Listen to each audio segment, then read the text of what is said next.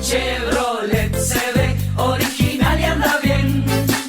Mirvic Repuestos. Mirvic Repuestos, una vida dedicada a ser tan original como vos. Su Chevrolet se ve original y anda bien. Cerro Largo y G. Mirvic Repuestos. 2901-1675. Julio, un gusto saludarte, gracias por este rato, bienvenido, ¿cómo te va? ¿Cómo andan, Pillo? ¿Todo bien? ¿Cómo andan por ahí? Bien, por suerte muy bien, acá, tomando unos mates, haciendo lo que nos gusta, un poco de comunicación. ¿Cómo arrancaste vos la mañana? Y trabajando, estoy de las 6 de la mañana arriba trabajando, pero disfruto de levantarme temprano y de arrancar temprano el día, la verdad. Está bien. Después bastante corto. Julio, contanos un poco tu vida más allá del tema del fútbol y esta vinculación obviamente que tenés con Peñarol en la delegación, porque yo lo conviví con usted durante 15 años cuando estuve vinculado a la industria farmacéutica, sobre todo en las circunstancias y en la parte técnica donde ustedes, en el caso tuyo, desarrollan tu trabajo. Ustedes en el día tienen muchas horas de operación, ¿no? Sí, el trabajo de cualquier médico, pero en particular voy a hablar de la especialidad que yo tengo, que es la cirugía. Tiene que ver no solo con la asistencia directa al paciente, sino también con el desarrollo de las cirugías propiamente dichas, de las operaciones, y en la cual se pasa y se convive muchas horas dentro de la sala de operaciones o dentro del bloque quirúrgico, como nosotros le decimos, dentro de la propia cirugía y también cuando hay un espacio entre una y otra, ¿no? Y compartiendo con compañeros, compartiendo con otros colegas y también con el propio paciente al cual hay que también cobijar porque se encuentra en una situación estresante, por más que se encuentre preparado para la propia cirugía. Es un momento que para muchos es desconocido porque es la primera vez y por lo tanto forma parte también de la asistencia, el tranquilizar al paciente, que lo hacemos no solo los cirujanos, sino todo el personal, los recursos humanos que giran alrededor del bloque quirúrgico y que hacen un trabajo importantísimo. ¿Tienen como referencia el promedio de horas por día que están metidos en una sala justamente realizando cirugías, operando? Y es muy variable, ¿no? Pero eso depende también de la actividad que tenga cada cirujano, si solo hace trabajo de coordinación, si solo hace trabajo de urgencia. Pero ¿y en el caso tuyo, Julio? Que al menos el 60%, 70% a veces de mi actividad se desarrolla en el bloque quirúrgico, no en la sala de operaciones. Con todo lo que eso implica en cuanto a enfrentar situaciones no solo de coordinación, sino también de urgencia, emergentes, en la cual uno tiene que tomar decisiones en pocos minutos. En ese caso se parece a algunas actividades, a veces lo lleva paralelismos en otras actividades con las cuales está relacionado, y en el caso, por ejemplo, tanto que se comenta ahora en el caso del arbitraje, de la misma manera en la cirugía uno toma decisiones en pocos segundos o en pocos minutos que después tienen obviamente repercusión. Como todo, ¿no? Depende de la formación que uno tenga, depende de la etapa que uno esté. Lo bueno es que también siempre trabajamos en equipo. Nosotros somos 3 cirujanos siempre frente a un paciente, además de la anestesista que también está en la sala, que forma parte de ese equipo, ¿no? Esa cuarteta en la cual también está el instrumentista y la gente que circula, que trae el material. Es decir, es un equipo importante, como te decía, todos tomando decisiones y ayudando a esas decisiones que muchas veces son en pocos segundos o en pocos minutos. ¿Cuántas horas le dedicas el día a tu profesión? Y el mínimo del día son 12 horas. 12, o sea que el 60% de esas 12 horas estás metido en una sala operando, en un bloque quirúrgico operando. Sí, promedialmente sí. A veces hay días, obviamente, que me ocupa mucho más, ¿no? Claro. El 70, el 80% del día, pero promedialmente digamos que es así. Que un ¿Cuántos 60%. años tenés de profesión haciendo esto? Y de médico me recibí en el 98 y de cirujano en el 2001, o sea que de cirujano llevo ya 20 años. 20 años. ¿Nunca te cuestionaste lo que haces? ¿Nunca te lo llegaste a cuestionar? Porque No, digamos que, sobre todo en el tema de de las urgencias, las emergencias, me imagino que te habrás planteado situaciones puntuales en esa toma de decisiones que vos decís que tenés que tomar, cuando el que tiene que ejecutar la cirugía justamente sos vos. No sé si me explico.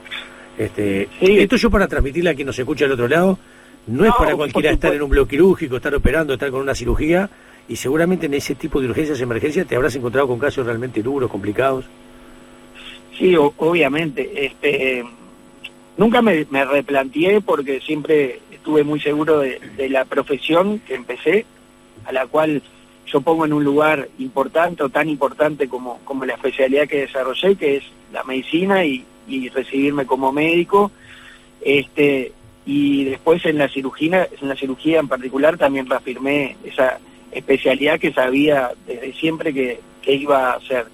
Uno se va formando desde estudiante, ¿no? A enfrentarse a esas cosas y enfrentarse a esas situaciones, pero nunca uno va acostumbrándose, digamos, entre comillas, a las situaciones que enfrenta, pero uno no termina nunca de acostumbrarse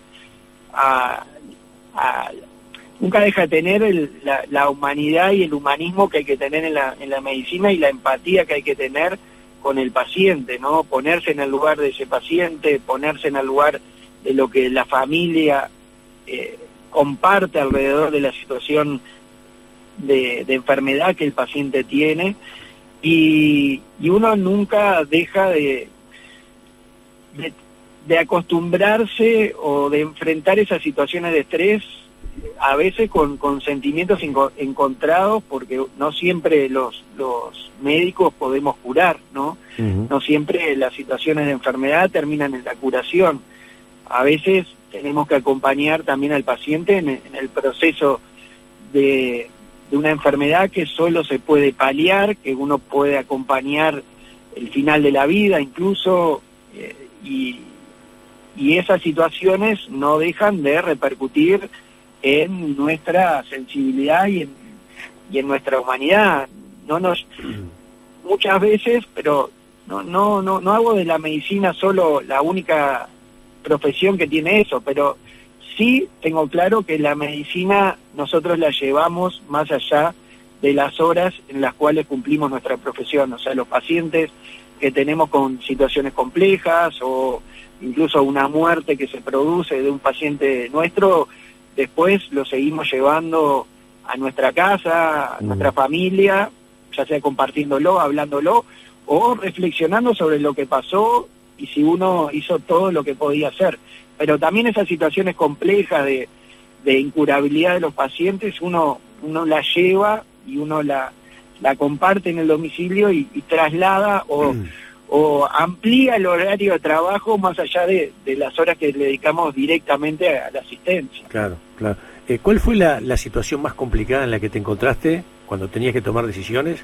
Estamos hablando de una cirugía, de una situación quizás inesperada, que te llamaron de un momento para otro y saliste del quirófano diciendo: qué suerte que tomé la decisión de tomar esta profesión, y mirá cómo pudimos recuperar un paciente que estaba en estas condiciones. ¿Tenés alguna puntual para contarnos?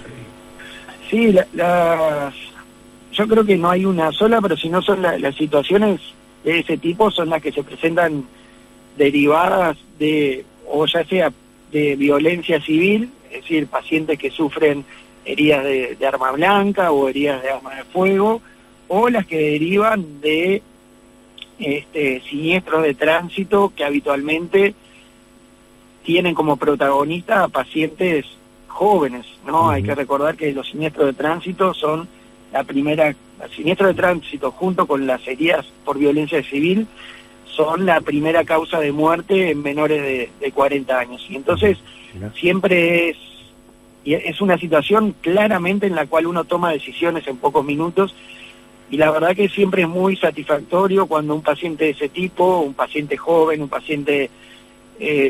tuve muchas oportunidades de atender pacientes que sufrieron robos, que sufrieron agresiones en la vía pública, o que tuvieron siniestros de tránsito importantes en las cuales vemos la recuperación, y uno, junto con el equipo, toma la decisión correcta de ir por un camino y tratarlo de una forma y ver que a los días ese paciente se recupera completamente y que le puede decir a la familia, no solo el paciente, que va a tener una evolución adecuada. También me ha tocado vivir de las otras, ¿no?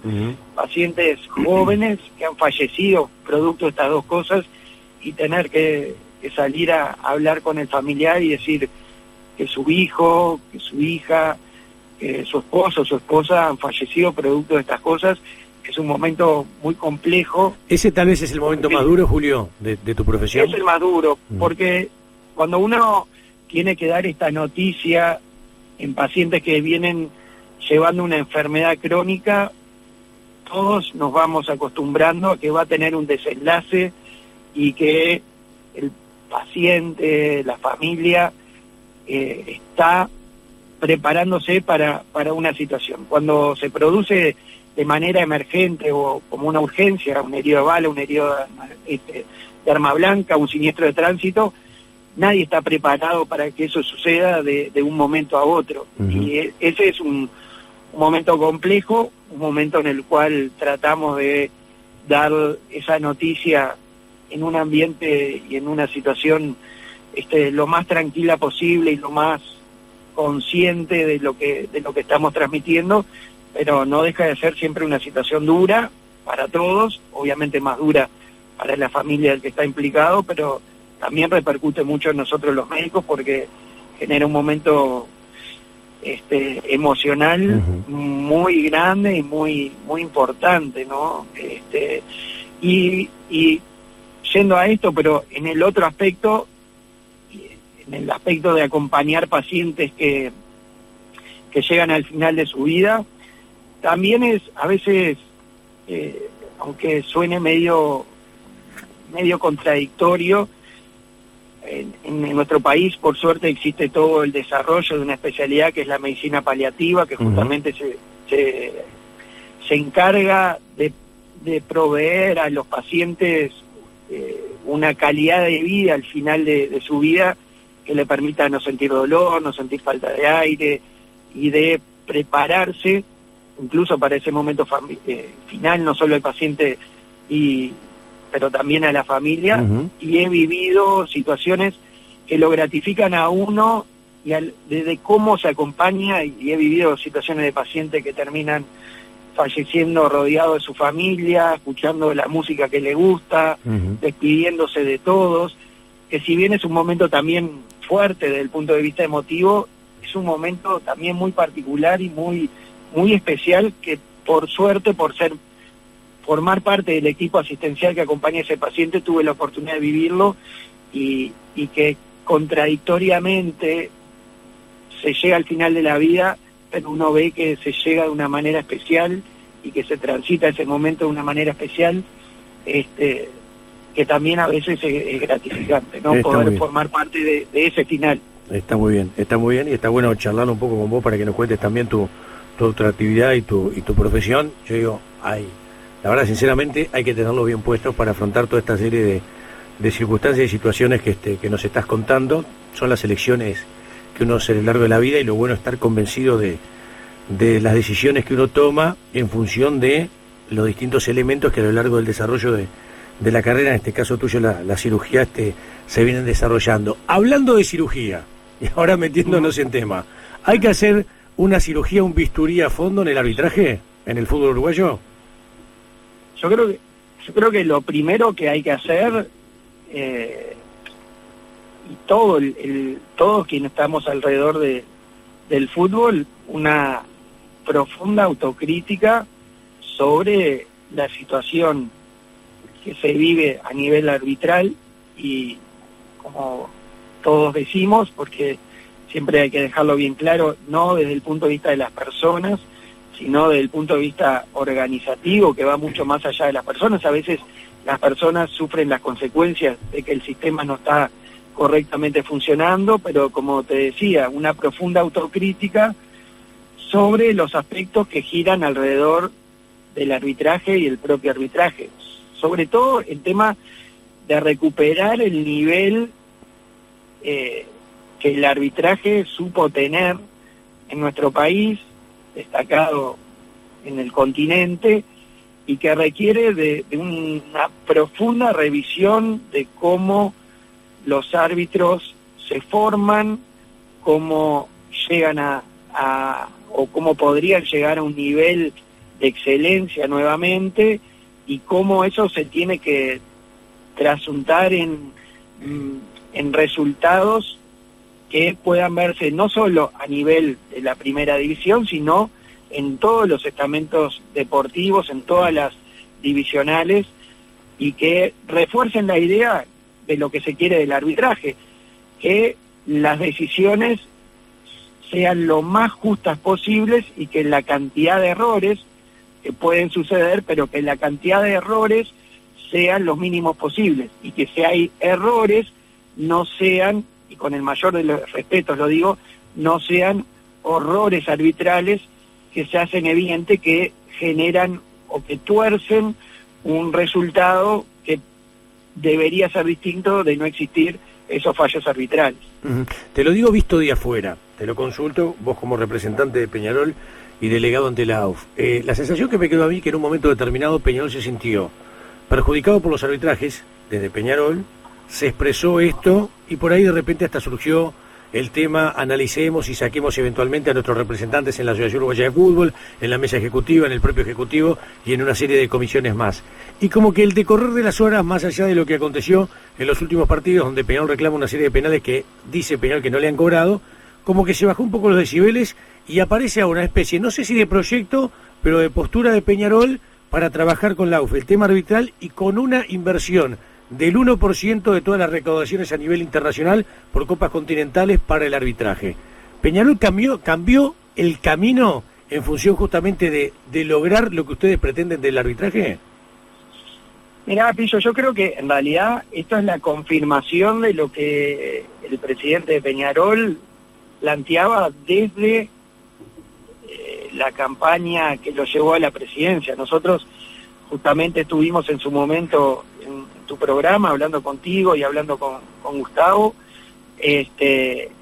y se proponía esto, pero se proponía cómo desde Peñarol se podía ayudar a mejorar la formación del árbitro, cómo poner muchas veces al servicio de los árbitros la estructura deportiva que muchos de los clubes tienen, para poder generar un mejor nivel de arbitraje. Cómo podíamos ayudar desde los clubes, porque el espectáculo es de todos, el espectáculo deportivo es de todos, y todos queremos que sea mejor. Peñarol invierte mucho dinero en el espectáculo deportivo, como para que el espectáculo deportivo se vea desdibujado por algún tipo de fallo, como se puede ver desdibujado también por situaciones que están vinculadas a los clubes, a los jugadores, a quienes forman parte de los tribunales de disciplina, que a veces también tienen un sesgo que no deberían tener, o generan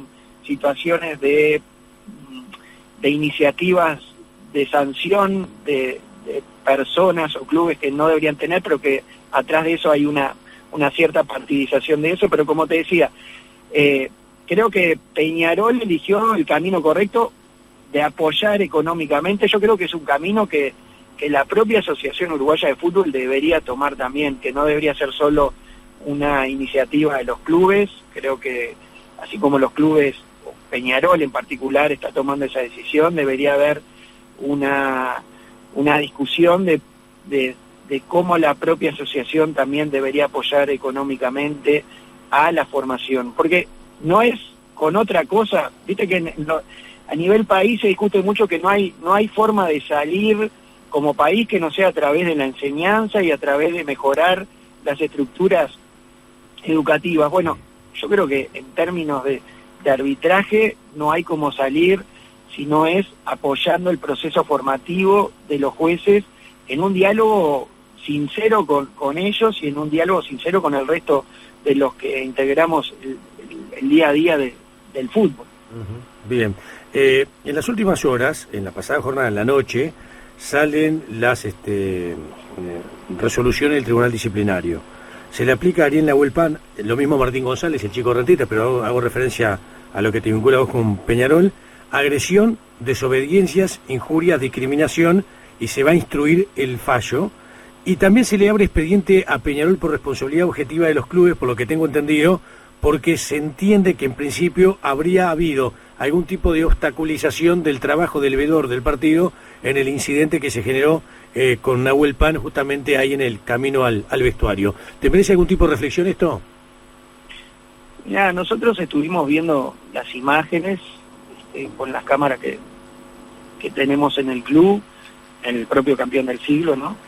Que realmente no vimos cosas diferentes, no vimos situaciones como las que se plantean, o no vimos situaciones más allá de las que se ven objetivamente a nivel televisivo, y tampoco vemos claramente una participación de funcionarios del club en este tipo de situaciones que hagan a Peñarol responsable de algún tipo de situación o de procesos disciplinarios que bueno, que ya se instalaron y que tendrán su correspondiente contestación desde el punto de vista legal deportivo.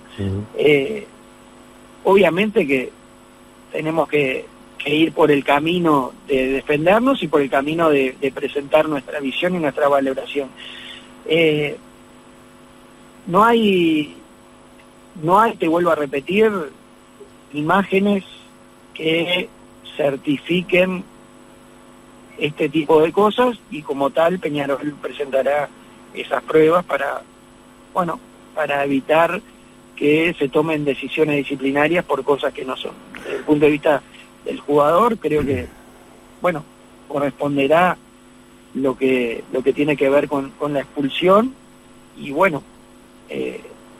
del mismo modo que nosotros hemos llevado adelante defensa de nuestro club y de los jugadores, del mismo modo lo estamos haciendo, como lo venimos haciendo de forma continua. Pero también cuando uno habla de esto, también tiene que hablar de lo que sucedió en la cancha a la vuelta de los equipos, ¿no? Porque deberíamos ver claramente o imaginar cómo podría haberse dado el juego si la cuarteta arbitral hubiera tomado definiciones que están amparadas por el propio reglamento, que tienen que ver con la amonestación de jugadores cuando abandonan sin autorización el campo de juego.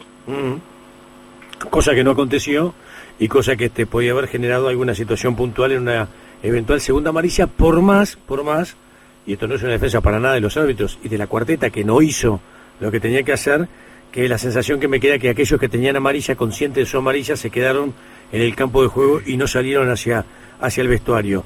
Me pregunta acá el amigo que termina en 602 su celular, dice, pregúntale a Julio si van a ser colaboradores proporcionando las cámaras internas de la AUF. ¿Sabes por qué aprovecho esto que pregunta el amigo oyente? Porque hubo una versión que manejó algún periodista, yo no me hago eco porque la verdad no lo pude confirmar, acá la información la damos cuando la tenemos, y si no simplemente hacemos referencia a este tipo de cosas que hay otro colega que lo dijo, de que habría habido un dirigente de Peñarol metido justamente en este tema y que habría generado algún tipo de golpe de puño, alguna cosa, alguna circunstancia. ¿Vos lo negás rotundamente en función de las cámaras y de las imágenes que ustedes tienen? Sí, eso te lo puedo negar de forma rotunda, que no es así, que son rumores que circulan a partir de la finalización del partido y que no tienen ningún asidero. Las cámaras formarán parte de la defensa que va a presentar Peñarol, y como siempre están a disposición en el caso de que lo soliciten, pero no nos han sido solicitadas, pero sí formarán parte de lo que el club presentará como prueba para llevar adelante este proceso de defensa que te he comentado. Pero hace mal muchas veces este tipo de rumores, no solo al club, sino generando descrédito en el fútbol sobre los dirigentes. Creo que si hay algo que ha tenido esta nueva administración de Peñarol es que dos cosas. Por un lado, que reina un clima de cordialidad y de paz, que ustedes lo pueden percibir, que no ha tenido más allá de las diferencias que pueden existir dentro del propio consejo directivo, hay una unidad atrás de conseguir los logros deportivos que Peñarol tiene que tener, y por otro lado, y a veces no se ve, volviendo al inicio de tu pregunta, un trabajo dentro de la AUF en cuanto al relacionamiento con las distintas estructuras, con los otros clubes, con los clubes tanto que están en una línea de apoyo a la conducción actual de la asociación, como con aquel sector de clubes que tienen reparos en cuanto a algunas cosas, con los árbitros, como se ha probado con estas últimas medidas que Peñarol ha llevado adelante, como con el resto de los grupos de interés, para poder, en definitiva, generar una situación de justicia en todos los aspectos que tienen que ver con el fútbol. Si hay algo que el fútbol tiene que tener, o tratar de tener, es justicia. Con este último punto también quiero dejar en claro una posición que tiene nuestro club, que es la defensa de la instalación del VAR para los espectáculos de fútbol de nuestro país. Creemos que eso, si bien existen situaciones que el VAR también falla, pero en términos generales nos aporta justicia, nos aporta ayuda para el propio árbitro que está desempeñándose, y nuestro club lo ha manifestado, se lo ha manifestado a las autoridades de la asociación y se lo ha manifestado al resto de los clubes. Julio, tenemos déjame decirte una esto. defensa Sí. de la instalación que es una posición de nuestro club. Bien, déjame decirte esto. ¿Por qué si hay una defensa en el tema del VAR y ahora se está moviendo para que en el campeonato Apertura, en la 9ª fecha, en el ámbito local, cuando haya clásicos, sea con VAR, y obviamente aspiran al VAR en la Sudamericana en octavo de final con su tradicional rival? ¿Por qué cuando terminaba el campeonato en las últimas fechas, los clubes prácticamente sin excepción resolvieron que no hubiera VAR? Bueno, esa es una pregunta que hay que trasladarle al resto de los clubes y obviamente también a las autoridades de la Asociación Uruguaya de Fútbol. Pero ustedes también estuvieron de acuerdo, ¿eh? Peñarol también estuvo de acuerdo, Julio. Lo que decía el club nuestro club manifestó de inicio que estaba a favor del VAR. Lo que no estábamos de acuerdo es en que hubiera una situación dispar en la cual hubiera clubes que pudieran optar por no tenerlo, que hubiera clubes que no prepararan sus estadios para tenerlo y que por lo tanto pudieran jugar de local sin tener esa herramienta. Lo que nosotros queremos es igualdad de condiciones para todos. Somos defensores de la instalación del VAR. Quisimos instalarlo previamente a que se diera esa discusión en el final del campeonato pasado, y llegado el momento lo que pedíamos era igualdad de oportunidades y que no hubiera clubes que pudieran optar por ello y clubes que se vieran obligados a utilizarlo como se planteaba en ese momento. Bien. Te hago la última, agradeciéndote este rato de charla, de tu actividad profesional, de la delegación vinculada a Peñarol. Hay una sensación que a mí me queda, cada vez que hay un tema donde Peñarol se siente perjudicado, más allá de que hemos hablado de este camino que opta Peñarol por hacer una inversión desde el punto de vista económico, está claro que también sería bueno saber a dónde después se va a destinar el dinero, porque no significa ponemos dinero y esto se soluciona de un día para el otro. Como decías vos y viene manejando Gustavo, acá tiene que haber un proceso muy largo en la formación justamente de los jóvenes que pretendan ser luego árbitros profesionales, pero hay una sensación también clara. Te voy a decir cuál es, y vos sabés que nos conocemos un buen tiempo. Tealdi tiene como la valija pronta. Entonces cada vez que hay un tema arbitral donde Peñarol se siente perjudicado, a Tealdi le mandan un mensaje como diciendo, bueno, armá la valija y venite, como diciendo, andate el ejecutivo. Y ayer hablaba el Chapa Blanco con nosotros, jugador ya grande del fútbol, con trayectoria, con espalda, diciendo, muchachos, no le llamen más neutrales, no son neutrales. Ahí está, ¿la escuchaste? Bueno, entonces de alguna manera te pregunto eso. Y yo digo, en algún punto tiene razón, porque tampoco si vos querés desempeñar un laburo de una buena manera, podés estar ante las repentinas situaciones deportivas, si entró la pelota, si no entró, si ganaste, si perdiste, si jugaste bien, jugaste mal, si el árbitro incidió, no incidió, ¿para qué? Lo que en teoría son, lo que no debería ser, como dijo el Chapa Blanco, representante de los clubes, y realmente fueran neutrales, para decir, bueno, hago la valija, me voy, la tengo hecha, me iba a hacer, me voy, me quedo, me voy. ¿Qué es lo que creo, visto de afuera, no lo hablé con él, que le está pasando ahora a Tealdi como vicepresidente de la AUF? A ver, yo creo que, primero que nada, que creo que la función y el desempeño de Gastón ha sido, esto es una apreciación personal obviamente, pero entiendo que ha sido muy buena en cuanto a los intereses del fútbol uruguayo. Uno repasa lo que ha sido su actuación, su relacionamiento con el resto de los clubes y incluso cuando hay algún tipo de cuestionamiento, de apreciación hacia las autoridades del fútbol uruguayo, Gastón no entra dentro de esos cuestionamientos y se lo reconoce en todos los clubes, no solo por su forma de relacionarse, sino por su capacidad de generar puentes entre los distintos actores del fútbol. Lo que decía Chapa Blanco ayer es una situación que es opinable, que a veces puede ser entendible desde el lado de los equipos que están fuera de la estructura dirigencial del cuadro, pero creo que Peñarol está bien. Muchas veces en un primer momento se ha dicho ese tipo de cosas, pero siempre se lo ha reafirmado a Tealdi no como un representante de nuestro club, que en definitiva no lo es, como decís, es una autoridad de la Asociación Uruguaya de Fútbol que debe oficiar de manera neutral por el bien del fútbol uruguayo y no por el bien de nuestro club. Y siempre se lo ha reafirmado, porque bueno, no se ha querido justamente ir en el propio presidente lo ha dicho, no se ha querido ir en ese sentido de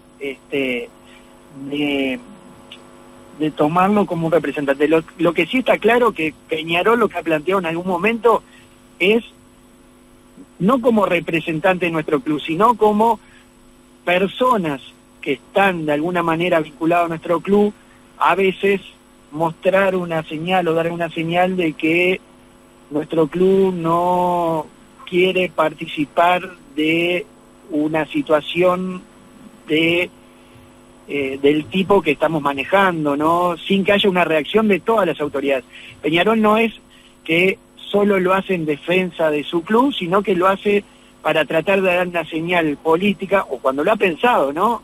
Porque después, como vos, hemos tomado otros caminos que creemos que aportan mucho más, pero cuando lo ha pensado como para dar una señal de movilización política dentro del fútbol, para que nos demos cuenta que hay cosas que no están funcionando.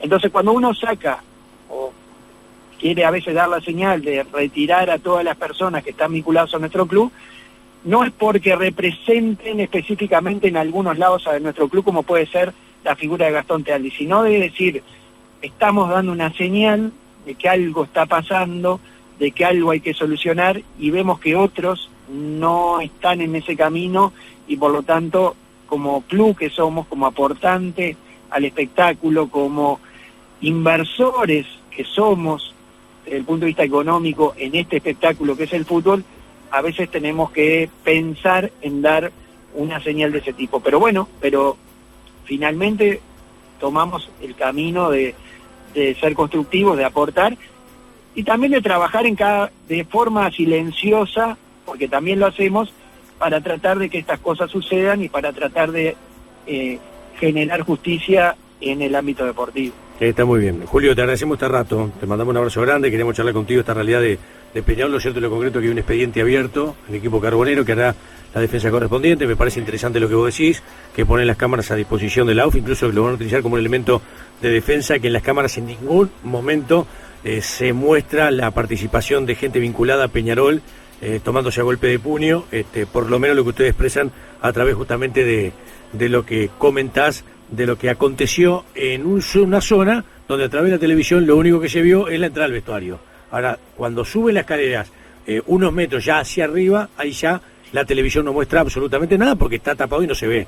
Eso es lo que podemos decir de un hecho donde Peñarol en las cámaras dice que la gran mayoría, como dice el veedor del partido, como ha dicho el veedor del partido, fueron en definitiva a separar y no a generar una trifulca. Lo que sí está claro es que una decisión, una resolución con Nahuel Pan van a tener que tomar.